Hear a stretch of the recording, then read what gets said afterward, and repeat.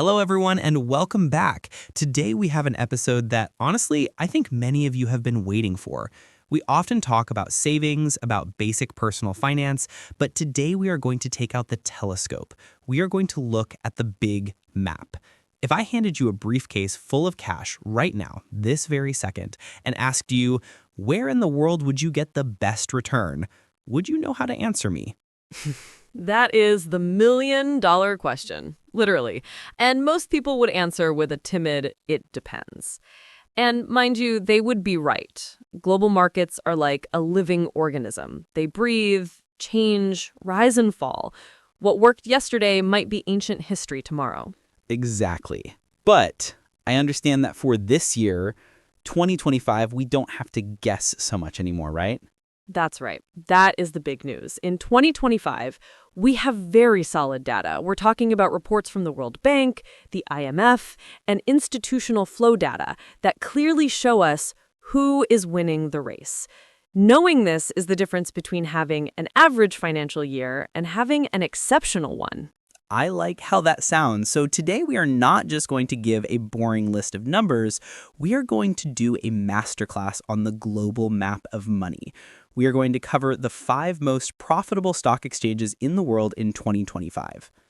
Correct. We are going to see where the stability is, where the explosive growth is, and how our listeners can take advantage of it. Perfect. Let's start with the heavyweight. The first on the list is a classic, but it seems it never gets tired of winning.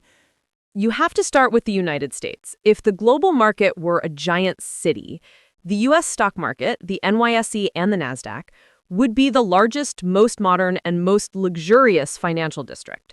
It's the center of everything. And in 2025, it has proven once again why it is the king. What is driving this growth now? Because we always hear about the US, but what is new this year? The short answer is technology. But not just any technology. We're seeing an overwhelming dominance of generative artificial intelligence, advanced chips, and automation. A technological mini-boom has been created again. I've seen the numbers for companies like NVIDIA or Microsoft. They're crazy. They are impressive. Look at this. The S&P 500 index has surpassed 18% annually. And the NASDAQ, which is where the tech companies are, brushed 22%. This is being driven by the entire cloud computing and semiconductor sector. Let me give an example so people understand the magnitude. Sure. Look at the case of NVIDIA. In 2024, it grew 216%. If an investor had put $1,000 in January 2023, by 2025, they already have over $4,500. It's not magic, it's simply institutional money flowing toward innovation. It's incredible. And I like an analogy you used in the report. You compared investing in the US stock market to opening a restaurant. Yes, investing in the U.S. stock market is like opening a restaurant on the busiest avenue in the world. There are simply more people, more movement, and more opportunities than in any back alley. Plus, there's legal security that large pension funds love. More than 55% of the world's stock market capital moves there. It's pure liquidity. Okay, so for the listener who says, okay, I don't want to risk picking a single company like Tesla or Meta. I want to enter this market safely. What do they do? The smart strategy is to use ETFs. If you want to enter with low risk, you look for VOO, which tracks the S&P 500. If you feel bolder and want to bet on technology, you go for QQQ, NASDAQ 100, or VGT. It's the way to get on the train without having to drive it yourself. Excellent. The United States is the safe and powerful bet. But let's move to the second point on the map. This one fascinates me because it's talked about a lot as the successor. Let's talk about India. India, the new China of global growth.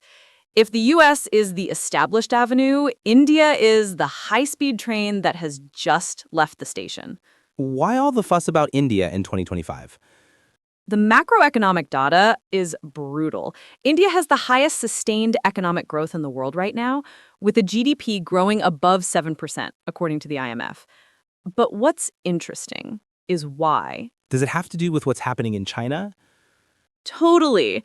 China is aging and costs are rising. So, what do big companies do? They migrate.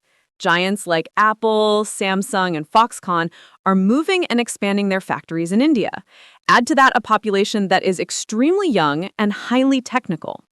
It is the perfect storm for growth. And how is that reflected in their stock market? Spectacularly, the Nifty 50 index has risen around 20%, and the Bombay Stock Exchange surpassed 23% in certain sectors. There's a record influx of foreign investment. Any particular sector leading over there? Banking and energy. The banking sector grew more than 30% in 2024 just due to the massive digitalization of the country. And the energy sector, driven by renewables, rose more than 27%. Wow. It's like watching an industrial revolution in real time. Exactly. The analogy is this. The train has already started at an impressive speed, but it still has thousands of kilometers of track left to cover. But let's be realistic. There are also risks, right? It's not all rose. Of course, India has volatility. There are geopolitical tensions in the region, and regulation is still developing. It's not as stable as Switzerland, so to speak, but the growth potential outweighs the risk for many. Understood. If someone wants to jump on that Indian train from home, how do they do it? Again, ETFs are the key to keep it simple. You have INDA, India, or INDY for large companies. They give you direct exposure to this boom without having to analyze individual companies in Bombay. Fascinating. So far we have the tech giant, the United States, and the explosive growth engine, India. But in the second part of this episode, we are going to talk about a case no one saw coming, a country that was asleep for 30 years and has just woken up. We're also going to talk about how oil is transforming into luxury tourism and the phenomenon benefiting our neighbors in Mexico. That's right. Coming up are Japan, the Middle East, and Mexico. Three very different stories, but equally profitable. Don't go away. We will take a very short break and be right back. We are back on the money map. Before the break, Jordan took us through the technological dominance of the United States and the explosive growth of India. But Jordan, you promised something interesting. You spoke of a legendary comeback. Yes, and it is my favorite story of this year. Let's talk about Japan. Japan. I have to be honest, for years, the financial narrative about Japan was boring. People talked about stagnation, about an aging population. What changed? You're right. For almost 3 decades, Japan was in a sort of economic slumber. But in 2025, the giant has awakened. What we are seeing is a renaissance. What was it that lit the spark? It was a perfect mix of factors. First, there was massive corporate restructuring. Japanese companies, which were very conservative, started receiving real incentives to increase dividends and buy back shares. Basically, they became more investor-friendly. And second, the weak yen. Sure, a cheaper currency helps sell more abroad. Exactly. It favors their exports tremendously. But they aren't just selling traditional cars. Japan has pivoted toward advanced innovation, robotics, artificial intelligence, and electric vehicles. And do the numbers back up this optimism? Absolutely. The Nikkei 225 index rose more than 28%, touching all-time highs. To give you an idea, sectors like robotics and semiconductors are flying. Do you have any examples of companies leading this?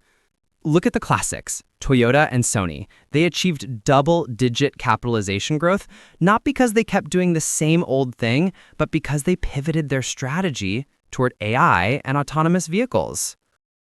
I like the analogy you used in your notes. The athlete. Yes, the Japanese market is like that veteran, experienced athlete who, after years of mediocre results, changes their training, gets disciplined, and starts winning gold medals again. No one expected it, but there they are on the podium. Impressive. And for the investor who wants to bet on this return of the samurai, what is the play?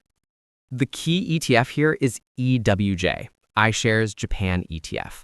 Or, if you want to hedge against currency fluctuations, DJX is an excellent option.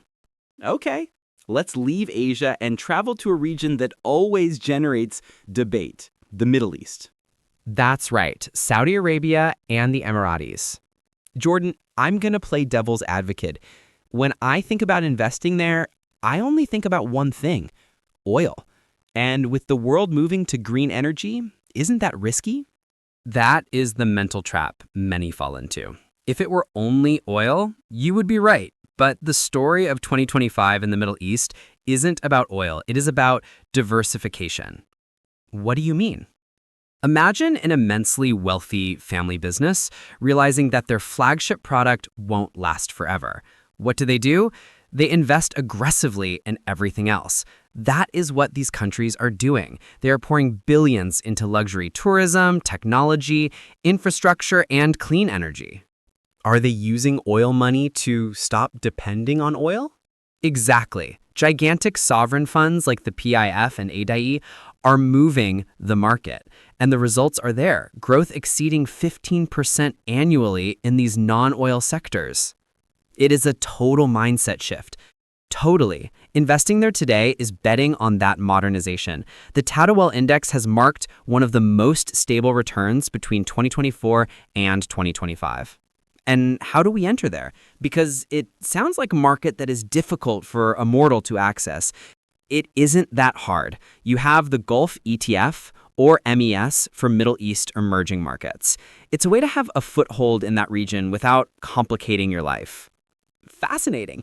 And now, Jordan, we arrive at the final destination. And this one touches us very closely, especially those of us in the Americas. Let's talk about Mexico.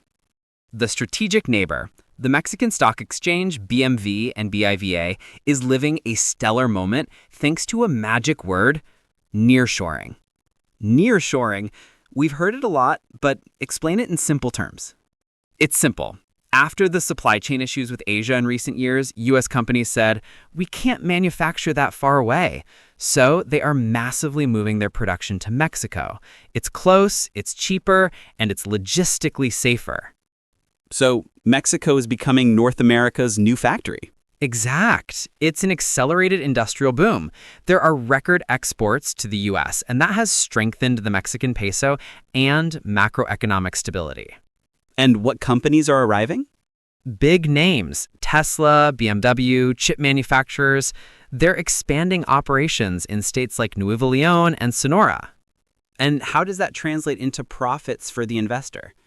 The IPC index exceeded 14% returns. But if you look at specific sectors like industrial, manufacturing, and transport, you see peaks of 18 to 20%.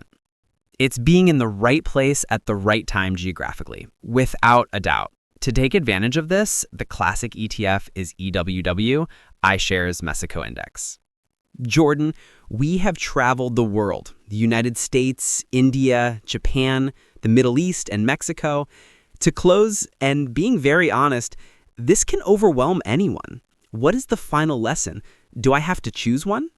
No, Alex. The lesson of 2025 is that profitability isn't found in a single country. It's in the strategic combination. How would we assemble that dream team? Think of it like this. If you want security, technology, and liquidity, your base is the United States. If you are looking for that future explosive growth, you add India. If you want stability and a market that is resurging, Japan. And if you're looking for new opportunities and real diversification, Middle East. And if you believe in manufacturing and proximity, Mexico. It's diversifying with intelligence, not at random. Exactly. Take this podcast as your map. Now you have the information to reduce risks and take advantage of the best of every corner of the world. I love it. Jordan, thank you for this masterclass. A pleasure, Alex. And to you listening, the question remains in the air. Of these 5 markets, which one catches your attention the most for your next investment? Are you going for U.S. technology or the rebirth of Japan? Let us know. I'm Alex. This was the Money Map. Until next time.